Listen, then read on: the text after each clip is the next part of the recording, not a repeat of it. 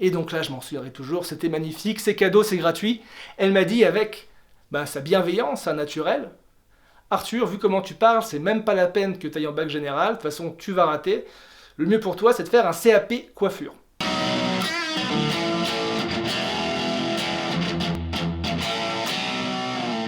Salut les amis, c'est Teddy, je suis très heureux de vous retrouver pour cette nouvelle vidéo. Et donc aujourd'hui les amis, j'ai voulu vous faire une vidéo qui était un peu particulière, et pas nécessairement dans ma ligne éditoriale classique de ma chaîne YouTube, mais j'ai pas mal de potes qui me demandaient d'en parler parce que ça pouvait éventuellement intéresser du monde, éventuellement débloquer certaines situations. Parce qu'en fait pendant des années, j'ai souffert de difficultés d'élocution.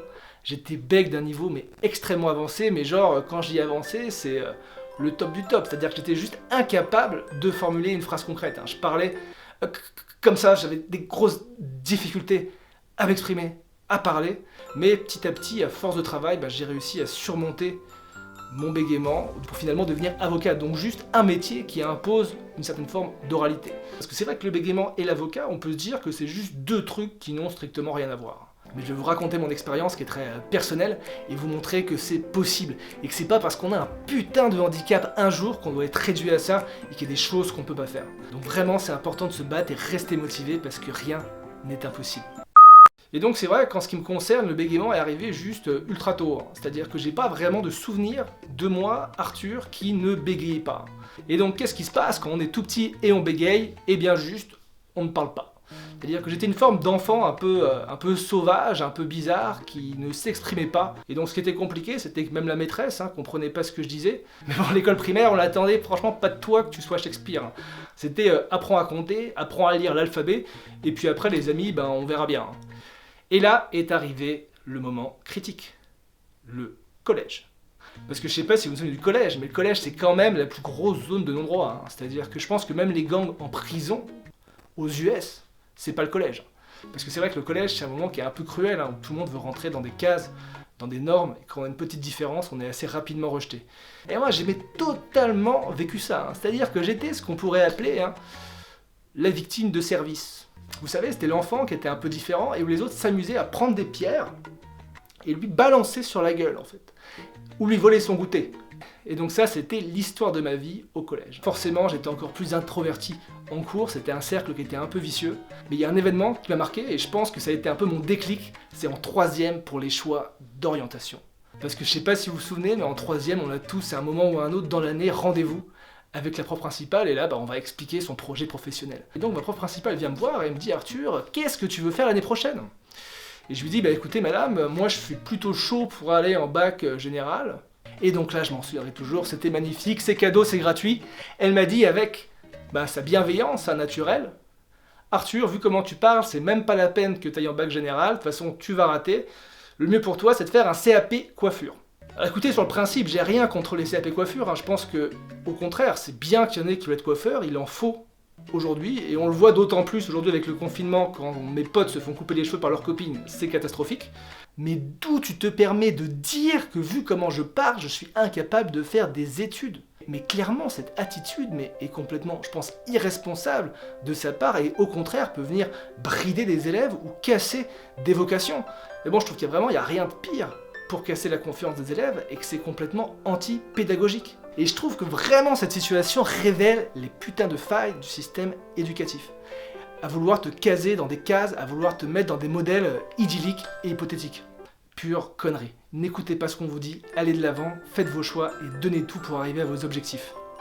Et donc au lycée, j'ai commencé un peu à me révéler et à découvrir en fait que tout ça, c'était pas forcément inéluctable parce que j'ai découvert deux choses qui sont le théâtre et la musique. Parce que c'est vrai que là, je me suis rendu compte que lorsque je faisais de la guitare, que je chantais, je bégayais pas.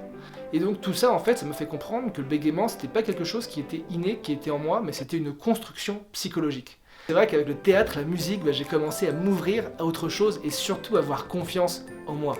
Et c'est vraiment ça qui est important et c'est vraiment ça qui a fait le déclic aussi, c'est la confiance. Et donc là encore, je fais mes choix sur admission post-bac, je marque double licence droit-histoire, et bien sûr, qu'est-ce que j'ai? Avis défavorable. Merci, mais je t'emmerde, j'y vais quand même. Et donc là, je me suis dit, écoute, c'est pas possible, on peut pas donner raison à tous ces connards. Et donc tous les soirs, à la fac de droit, j'ai commencé à m'entraîner à parler 1 heure devant la glace. Et ça, c'était un exercice que j'ai fait, je pense, pendant 4 ans, m'entraînais à répéter des grandes plaidoiries. Et donc tous les soirs, je lisais les plaidoiries avec un ton différent et j'essayais d'imaginer en fait quel pouvait être l'état d'esprit de l'avocat, de Victor Hugo par exemple, à l'époque. Quel était son ressenti? Comment réussir à faire passer au juge le message? C'est-à-dire que moi, voilà, en tant que bec, j'étais extrêmement timide, et donc par la force des choses, j'avais vachement peur de prendre la parole en cours, j'avais vachement peur de me taper la honte, tout simplement, devant mes copains, devant les potes. Je me souviens, à la fac, il y avait pas mal de concours d'éloquence dans l'académie, et j'essayais de participer à tous ces concours d'éloquence. Mais évidemment, je me faisais massacrer à chaque fois, par le jury, par les autres, mais petit à petit, je progressais. Et c'est vrai que petit à petit, je me suis constitué un personnage qui était le personnage que j'incarnais lorsque j'entrais en plaidoirie. Mais ça, je sais que lorsque je suis en plaidoirie, je m'exprime différemment. Mon ton est un peu plus posé, et un peu plus calme. Je vais répéter différentes tournures de phrases, je vais réussir à décortiquer les mots qui sont importants pour réussir à faire passer un message, être persuasif et être convaincant. C'est pas du tout ma manière de m'exprimer dans la vie quotidienne, c'est une construction psychologique que je me suis construit, que aussi beaucoup de personnes réussissent à se construire, qui permet de donner voix à une personne qui n'est pas forcément toi, mais qui est l'avocat qui est en toi. Et c'est vrai que cet exercice qui est constitué à me faire mal, à me faire peur à chaque fois, à me prendre des claques, et bien c'est un exercice qui, je pense, a été salutaire, parce qu'au moins, ça m'a permis de déverrouiller cette peur de parler. Alors ouais, plusieurs fois, vous allez vous planter, plusieurs fois, il y aura des malaises, des silences, mais au moins, à chaque fois, vous allez progresser. Et c'est vrai que quand je parle de ça à mes amis, à mes collègues, ils me croient pas. Parce qu'ils savent que j'ai la chance de faire des conférences quasiment toutes les semaines, dans les plus grandes universités, en France, en Europe. Là encore récemment, j'ai fait une conférence TEDx devant 2000 personnes, qui s'est très bien passée. Je mettrai les références en bas de la vidéo si ça vous intéresse. Mais la vérité, avant chaque prise de parole, je suis dans un état d'angoisse, mais critique. Je pense que sur une échelle de 1 à 10, en termes d'angoissitude, je suis facile à 12. Et même parfois, je vomis. C'est-à-dire que juste avant ma conférence TEDx, là j'ai déglingué les toilettes, ça ressemblait plus à rien. Mais j'y vais. Je me donne, je fais le travail et surtout je fais de mon mieux. Et ce qui est vraiment agréable en fait, c'est ce sentiment qu'on a à la fin de la prise de parole. Un sentiment d'épuisement mais aussi de légèreté, d'accomplissement. Après en termes de prise de parole en public, il n'y a pas de technique universelle, c'est pas avec une simple baguette magique que vous allez réussir. Moi à titre personnel, j'essaie d'être beaucoup dans l'empathie avec l'auditoire. C'est-à-dire qu'en fonction de ses réactions, je vais plus ou moins adapter mon texte. En tout cas, le message que je voulais vous transmettre, c'était vraiment que rien n'est impossible. Donc vraiment, faites-vous confiance, sortez de votre zone de confort, travaillez. En tout cas, j'espère que cette vidéo vous a plu. Si vous avez des questions, n'hésitez pas à les poser dans les commentaires. Allez, à bientôt.